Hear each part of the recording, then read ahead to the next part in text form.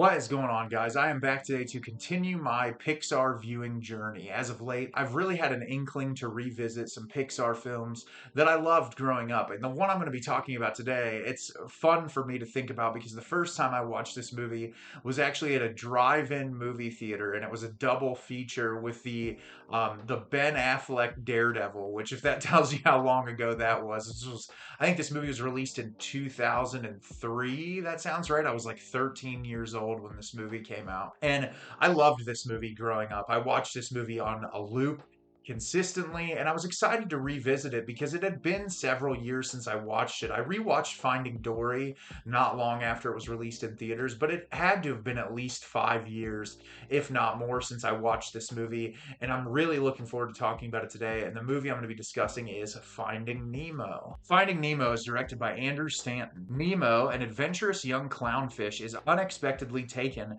from his Great Barrier Reef home to a dentist's office aquarium. It's up to his worrisome father Marlin and a friendly but forgetful fish Dory to bring Nemo home, meeting vegetarian sharks, surfer dude turtles, hypnotic jellyfish, hungry seagulls, and more along the way. So, as I said, very excited to revisit this film. This was a very important movie to me when I was growing up, and I absolutely loved this movie, revisiting it again. It's really one of the most impressive early Pixar films as far as I've talked about the growth of the animation for the studio. This is one of the first films in their early part of their catalog that I really don't see a whole lot of room for growth. The characters feel fully realized. The landscapes of the underwater shots are just absolutely incredible. So many of them translate to a spot where to me they look hyper realistic.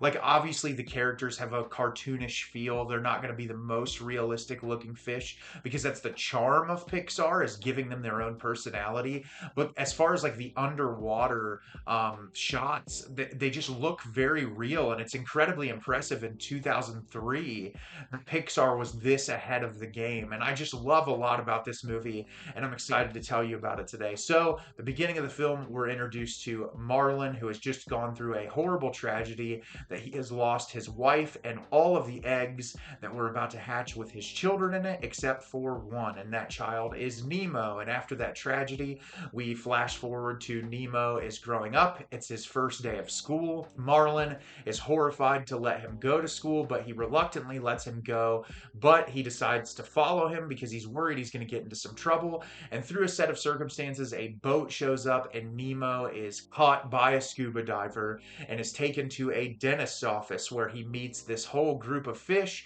who are all in this aquarium in this dentist's office, and they're all trying to escape the aquarium. Well, back under the ocean, Marlin is horrified. He wants to go save his son, and he meets up with the forgetful fish Dory, and the two of them go on an adventure together to try to rescue his son. I absolutely love this movie, and I think part of the reason is this is one of Pixar's early films that is really heavy hitting emotionally.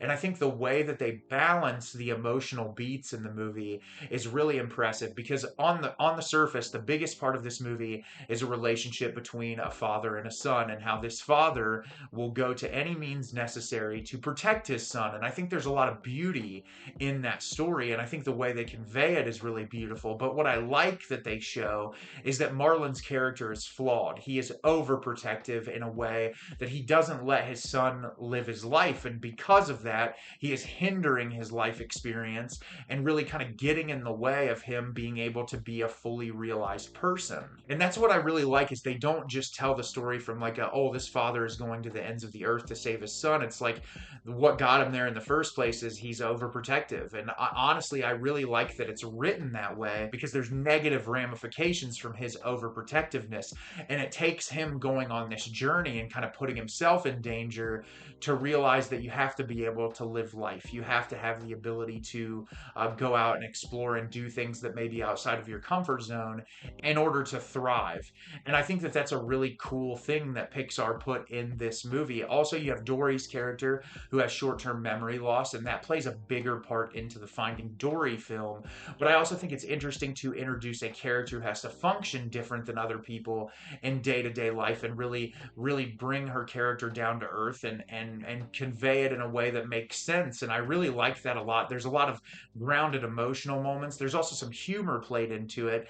And I think that Pixar just really goes to show in Finding Nemo how they are able to balance heavy dramatic beats with a really over the top comedy. And there's some really amazing moments in this movie that made me laugh really hard revisiting it this time around. There's also some really hard hitting dramatic moments that made me tear up. And that's what I like about Pixar, is that their films are kind of all over the board when it comes to emotion. And Finding Nemo is no exception. Like I said, this is probably one of my favorite of their early films when it comes to animation. I was just completely immersed in every scene, looking at the detail and all of the animation style.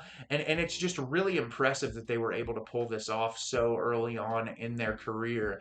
And just in revisiting this, even though I knew what was going to happen, it still caught me by surprise. And the moments that I knew were coming up still hit me emotionally. And I think that goes to show just how impressive of an animation studio Pixar is, that you can revisit their films and they'll still impact you the same emotionally, even if you know what's coming. And that just goes to show how great a production company is when their films can stand the test of time and still impact you in some way, shape, or form. And I just had an absolute blast revisiting Nemo. I think it's a wonderful film, and if you've never seen it before, you definitely should go watch it. So have you seen Finding Nemo? Did you love it? Did you hate it? Leave me a comment down below. Let me know what you thought. I thought this movie was wonderful. I absolutely love Finding Nemo. I think it's an amazing film, and I was so excited to watch it again. As always, if you can like the video and subscribe to the channel, helps me out a lot and lets me know the type of content you're looking for. I'm always putting out new material and look forward to getting more out for you in the near future. And as always, everyone, thank you so much for watching and have a great rest of your day.